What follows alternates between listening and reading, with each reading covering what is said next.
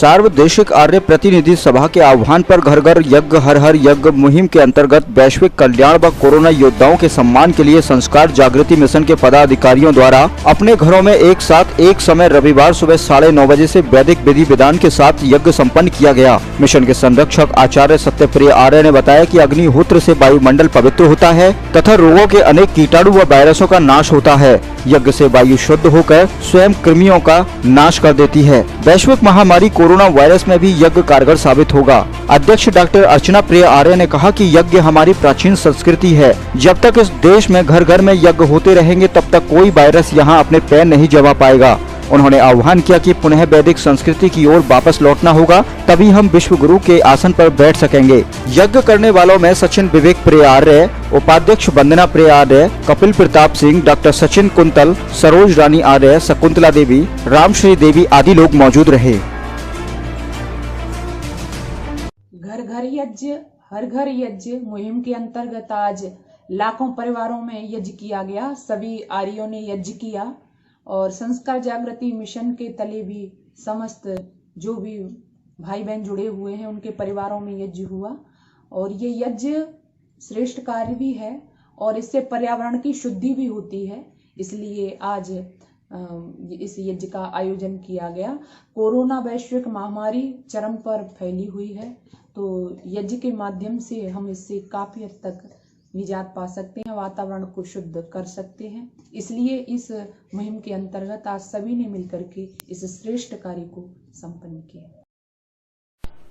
अभी प्रातःकाल की वेला में हम सब ने मिलकर के एक पारिवारिक यज्ञ को किया है और आज इस यज्ञ को करने का उद्देश्य सार्वदेशिक आर्य प्रतिनिधि सभा दिल्ली के आदेशानुसार पूरे भारत में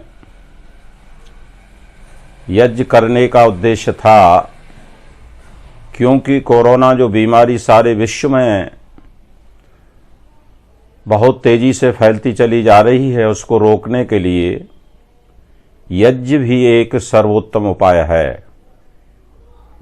प्राचीन वैदिक वाङ्मय में वेद सबसे प्राचीन हैं और चारों वेदों में एक प्रश्न उठाया गया है, प्रक्षामि भुवनस्य किम नाभि।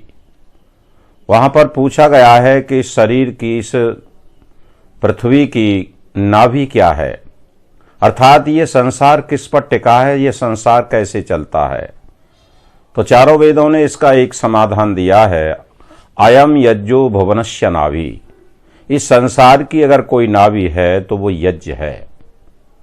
जैसे उदाहरण के लिए हमारे शरीर में नाभि होती है, केंद्र बिंदु नाभि का होता है और नाभि से हम स्वस्थ रह सकते हैं। जिसकी नाभि स्वस्थ होती है उसका शरीर स्वस्थ होता है।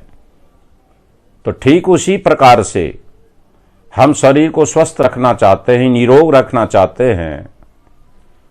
तो जैसे संसार का सिद्धांत यज्ञ पर चलता है, संसार की नाभि यज्ञ है, ठीक उसी प्रकार इस शरीर की नाभि जो हमारी होती है उसको स्वस्थ रखना भी परम आवश्यक है।